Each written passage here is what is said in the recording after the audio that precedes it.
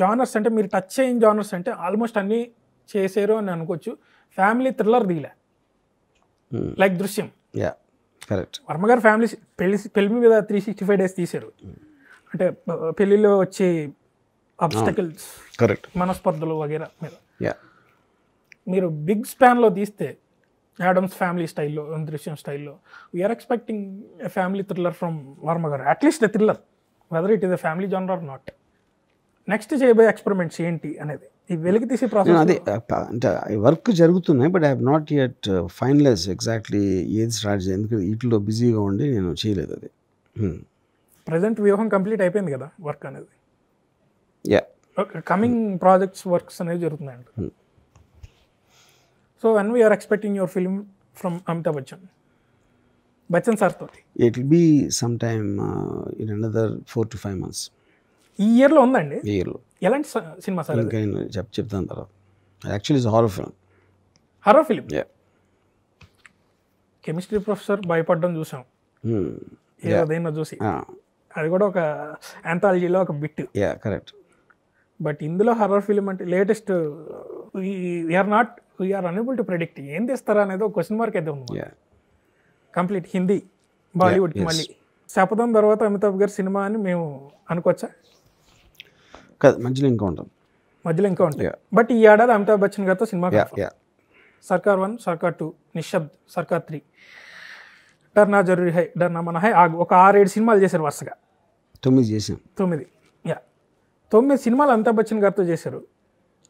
But వేరే మోహన్ లాల్ గారితో ఒకటి చేశారు.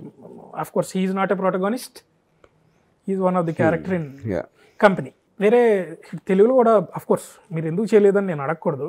But we are expecting Kamal Haasan garu, we are expecting Chiranjeevi గారు ఇన్ యువర్ ఫిల్మ్స్.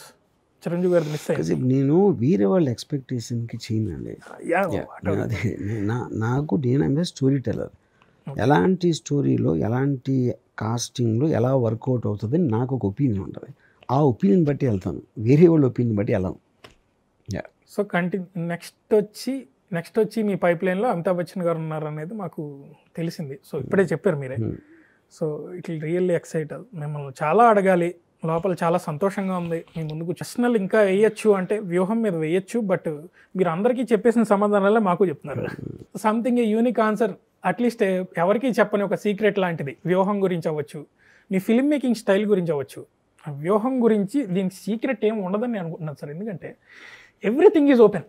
ప్రతి ఒక్కరికి మీరు ప్రతి ఒక్క విషయం చెప్పారు. అండ్ జగన్మోహన్ రెడ్డి గారి లైఫ్ స్టోరీ మీద ఉన్నట్లుగా ఒక ఫ్లేవర్ అనేది తెలుస్తుంది. బట్ వర్మ గారి నుంచి లాస్ట్ ముగించేపోతున్నాను. వర్మ గారి నుంచి స్టార్టింగ్ రక్త చరిత్ర మొదలుపెట్టి ఇప్పుడు వ్యూహం శపథంతో క్లోజ్ అవుతుంది. నెక్స్ట్ రాబోయే పొలిటికల్ థ్రిల్లర్స్ ఏమైనా ఉన్నాయా? Not right now.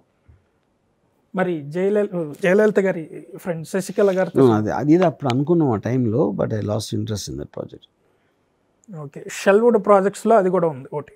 ఇప్పుడు షెల్ నేను రోజుకి 10 ఐడియాలు వస్తాయి నాకు. కొన్ని లీక్ అవుతాయి, ఇలా చేయబోతున్నాను. కొన్ని ఒకసారి నేనే చెప్పొచ్చు. కానీ ఫైనల్గా నేను ఎవ్రీడే పని చేస్తూ ఉంటాను. Every year I make 2 or 3 films any which way. So కొన్ని బ్యాక్గ్రౌండ్ అవుతాయి, కొన్ని మళ్ళీ ఫోకస్లోకి వస్తాయి, కొన్ని మర్చిపోతాం. సార్ ఫిల్మ్ మేకింగ్ ప్రాసెస్ అంటే అదో పెద్ద పెద్ద భూతంలాగా అనిపిస్తుంది సార్. ఎందుకంటే షార్ట్ మేకింగ్, తర్వాత స్పాట్లో ఎడిటింగ్, ఓకే టేక్స్ ఇన్ని ఉంటాయి కదా. మీరు ఇంత స్పీడ్గా చేస్తారు సినిమాలు. అంటే మీకు అంత అందవేసిన చేయి ఉన్నప్పుడు అది ఏంటి అంటే అందులో ఉన్న మర్మం మాకు చాలా మందికి అర్థం కాదు. ఇంకా ఫస్ట్ సినిమా తీయని వాళ్ళు ఫస్ట్ సినిమా కోసం తిరుగుతూ ఉంటారు పాపం, to make their first film happened. Upcoming film మేకర్స్కి మీ నుంచి కొన్ని టిప్స్ అవసరం, ఏమైనా చెప్పగలుగుతారు? ఎవ్రీబడి అందరికీ వాళ్ళ ఓన్ మైండ్ ఉంటుంది. ఇప్పుడు నేను శివ తీసినప్పుడు ఏమన్నా అడిగాను, ఎవరిని అడగల, నా ఇష్టం వచ్చినట్టు తీసాను సినిమా.